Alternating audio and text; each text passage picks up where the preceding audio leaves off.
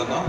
এ পর্যায়ে বক্তব্য রাখবেন শহীদ কাফেলা বাংলাদেশ ইসলামী ছাত্র শিবিরের সাবেক সভাপতি ঢাকা জেলা দক্ষিণ, বর্তমান বাংলাদেশ জামাত ইসলামী ঢাকা জেলা দক্ষিণের সম্মানিত শুরা এবং কর্মপরিষদ সদস্য, নারায়ণগঞ্জ পশ্চিম মডেল পশ্চিম থানার সম্মানিত আমির জনাব আব্দুর রহিম মজুমদার। আউযু বিল্লাহি মিনাশ শাইতানির রাজিম। বিসমিল্লাহির রহমানির রহিম। ইউরিদুনা লিইউতফিউ নূরাল্লাহি বিআফওয়াহিহিম আল্লাহু মুতিম্মু নূরিহি ওয়ালাউ কারিহাল কাফিরুন। আজকের এই প্রোগ্রামের সম্মানিত পরিচালক, সম্মানিত সভাপতি, দায়িত্বশীল এবং সম্মানিত কারামুক্ত ভাইরা, আসসালামু আলাইকুম ওয়া রাহমাতুল্লাহ। আমি একটা আয়াত তেলাওয়াত করেছি। এই আয়াতের অর্থ আমাদের কাছে ক্লিয়ার।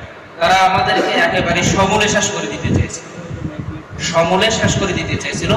কিন্তু যেহেতু আল্লাহ ওয়াদা করেছেন যে আল্লাহ তার দিনকে তিনি কি করবেন, প্রজ্বলিত করবেন, আলহামদুলিল্লাহ আল্লাহ তার দিনকে প্রজ্বলিত করেছে। মাহবুবের কথার সাথে আমি একটু একাত্মতা করে একটা ঘটনা বলে শেষ করব যে মানুষকে ক্ষমা করলে লাভ কি।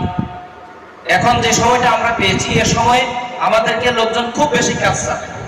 আমরা চেষ্টা করবো মানুষের কাছে যাওয়ার জন্য, এবং যারা নির্যাতিত এখন হওয়ার জন্য সম্ভাবনা আছে তারাও আমাদেরকে চাইবে, আমরা তাদেরকে বুকে আলিঙ্গন করে নেব। ঢাকা শহরের সবচেয়ে বড় বড় অ্যাপার্টমেন্ট মডেল ব্যবসায়ীদের একজন বরকতুল্লাহ নাম, পল্টন এলাকায় তারা যায় চেনেন, আবেদ হোল্ডিংস এর মালিক, পল্টনে তার বাড়ি। তিনি একসময় জামাতের শুভাকাঙ্ক্ষী ছিলেন। আওয়ামী সরকার আসার পর পট পরিবর্তন করে আওয়ামী লীগে যোগ দিয়েছেন এবং খুব ভালোভাবে আওয়ামী লীগে যোগ দিয়েছিলেন। এই পট পরিবর্তনের পরে সে বিভিন্নভাবে আমাদের সাথে যুক্ত হওয়ার জন্য চেয়েছে দুইটা কারণে। একটা হচ্ছে তার ভুল বুঝতে পেরেছে, আর একটা হচ্ছে তার যে কোটি কোটি টাকার যে ব্যবসা রক্ষা করার জন্য। যে কোনো মাধ্যমে আমার কাছে একটা মেসেজ আসছে যে তার বাড়িতে হামলা হবে, তাকে ঘেরাও করে রাখছে মির্জা আব্বাসের লোকজনের নেতৃত্বে। সে আমাদের কাছে মেসেজ পাঠালো, আমরা মেসেজ পাঠাইলাম এবং 100 থেকে 150 লোক দিয়ে সাপোর্ট দিয়ে তার এই বিশাল বিপদ থেকে তাকে উদ্ধার করা হয়েছে। এবং পরবর্তীতে মির্জা আব্বাসকে বোঝানো হয়েছে যে আপনার লোকজন রং করছে। মির্জা আব্বাস ভুল বুঝতে পেরেছে এবং তাৎক্ষণিক তার 5 জন লোক এসে বহিষ্কার করছে। তো এই ঘটনা দ্বারা এটাই প্রতিমান যে বিপদে এতদিন আমরা ছিলাম, এখন অনেকেই বিপদগ্রস্ত হয়ে গেছে। এই বিপদগ্রস্ত লোকগুলা বিপদ থেকে উদ্ধার হওয়ার জন্য, বাঁচার জন্য আমাদের কাছে আসবে, যদিও তাদের অভিনয় হোক না কেন।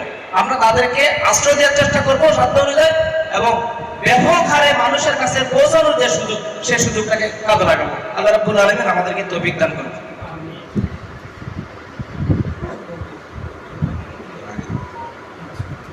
ধন্যবাদ আব্দুর রহিম মজুমদার ভাইকে।